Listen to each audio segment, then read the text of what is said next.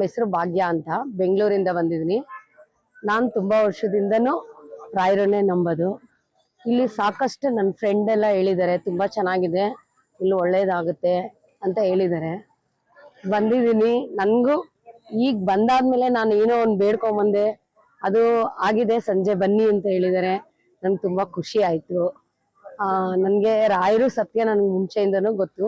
ಇಲ್ಲಿ ಊಟ ತುಂಬಾ ಚೆನ್ನಾಗಿತ್ತು, ಮತ್ತೆ ಇಲ್ಲಿ ಜನ ಎಲ್ಲ ನೋಡಾದ್ಮೇಲೆ ನಮ್ಗೆ ತುಂಬಾ ಸಂತೋಷ ಆಯ್ತು.